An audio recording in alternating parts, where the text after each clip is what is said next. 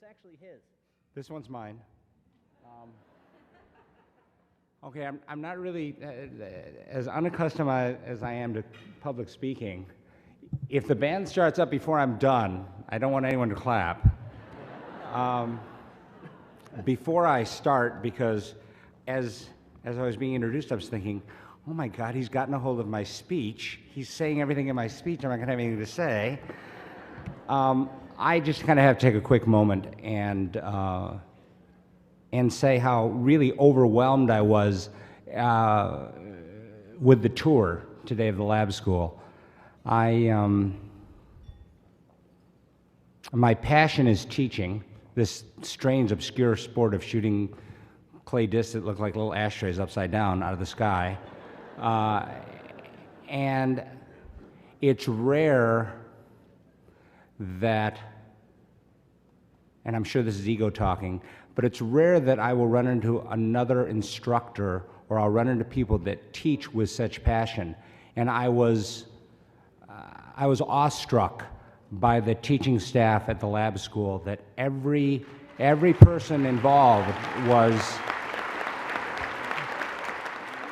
well, truly they deserve that and much more, because every person involved,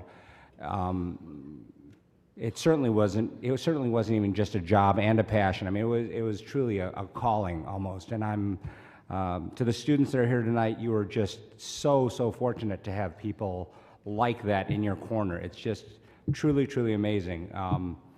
So that being said, I will start with this, and all the things you'll heard, it's like, oh, I heard that before. So good evening. I, like many of you in this room, have found the joy in teaching, but my path to this incredibly fulfilling passion was not at all direct. I do come from a family of physicians. As you've heard, my father was an anesthesiologist, my brother a cardiologist, and my sister was the zoo and wildlife veterinarian at the San Diego Zoo. And then, of course, there was little Johnny. You know, little Johnny, it was always, you know, he's bright, he just doesn't apply himself. As a student, I had an undiagnosed form of dyslexia, and I struggled to be like my brother and sister, but always came up short. As you heard, at age 8, I was given the choice of going to Sunday school with kids I didn't know, trying to understand the books they were all reading and discussing, which I could never make sense of, or I could go shooting with my father. Trust me, not a tough choice to make at 8. I very quickly found that shooting was instant gratification. You shoot at the target and you either hit it or you didn't. And shooting really was the only thing. I mean, when I say I didn't get good grades, I was telling the kids earlier at the lab school that if I got a C, my parents, I'm sure, bit their lips because they wanted to throw a party, but they wouldn't. But it was a very rare occurrence for the C, believe me. So I found that since shooting was the only thing I did well, it really became who I was as opposed to what I did. It really wasn't a hobby for me. Here I was in this adult environment and expected to act like an adult. And this is where I learned to be responsible and be safe and respect others. I did find it odd, though, that because I could hit more clay targets than the other men who were doctors, lawyers, and Indian chiefs, that they were actually coming to me for advice, which was just unbelievable. For the first time, I really did feel self-worth, but not self-satisfaction. I continued to hit targets, win awards, give advice, but also continued to search for who am I? I never applied to a college, but was recruited by Trinity University in San Antonio, Texas, for their nationally ranked shooting team. While at Trinity, I did win 2 world championships, which was nice. And I realized that winning was nice, but I also realized that shooting was something I was good at, but not necessarily something I was. While at Trinity, I studied psychology and was in a class where we worked with children who were labeled EMR, educationally mentally retarded. In order for parents to better understand their learning challenged children, one of the exercises for the parents was that they would come to class for a meet and greet and to see the classroom. We would have tables set up and ask the parents to please sit and fill out their name, address, and phone number. The desks were set up so that the only way the parents could see the paper was through a mirror. So every time a parent would write a letter or a number, it was backwards. The erasers were flying. Several parents laughed nervously. A few just gave up and sat still. 2 fathers actually got so frustrated that they left the room. The look of realization on the parents' faces of what their child must be going through is still with me as one of those life lessons that seeing the world differently can be frustrating at times, but it isn't bad, it's just different. Another life lesson happened when I was dating a girl in college who showed Arabian horses. So during one summer break, I got to drive their 18-wheeler around and pull the horses all around the country. This was like 1978 or so, so the big deal was, of course, truckers and CB radios. And I was there, right there with them, so I thought I was pretty cool.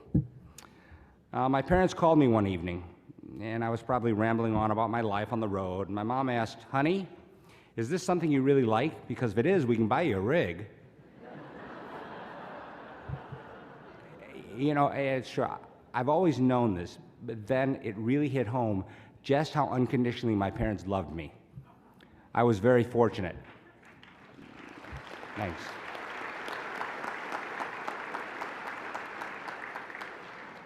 By the way, I turned them down, but it was comforting to know that just because both of my siblings were in the medical field, I was viewed as an equal and probably enjoying life and doing things they wished they had time for.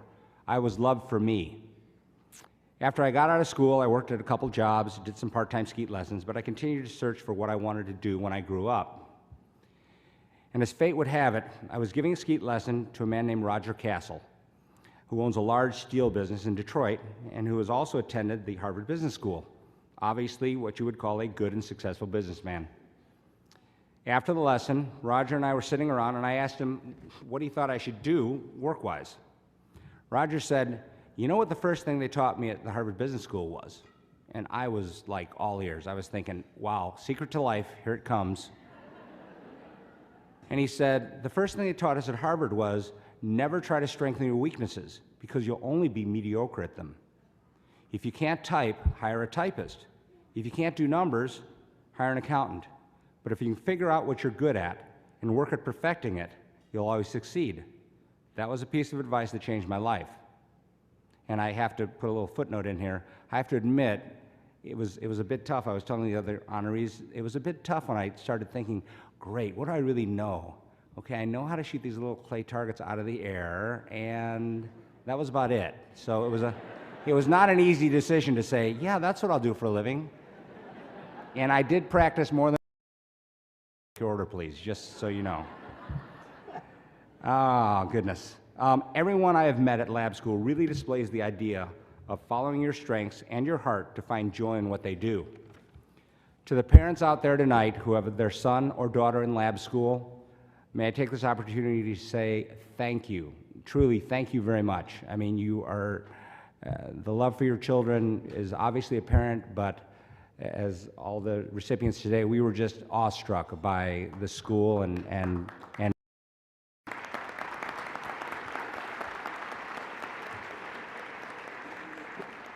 your support for the lab school is important and appreciated. I am honored to be here to share my life experiences and to tell you how important those loving life messages were to me and how important they are to all children. It's really about the love you feel for your child and the fact that you just want him or her to succeed and be happy. Everyone I have met at the lab school really seems to understand the idea that developing your strength and following your heart to find joy is the path to success and happiness.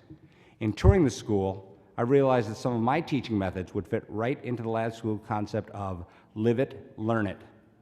Like the lab school, I believe that everyone can learn, but that some may need to be taught in a different way. In closing, the best advice I can give you for your children is the advice Roger gave me. Help your child figure out what they're good at and work at perfecting it. They will always succeed. It's a genuine honor to be recognized tonight by the lab school. Thank you.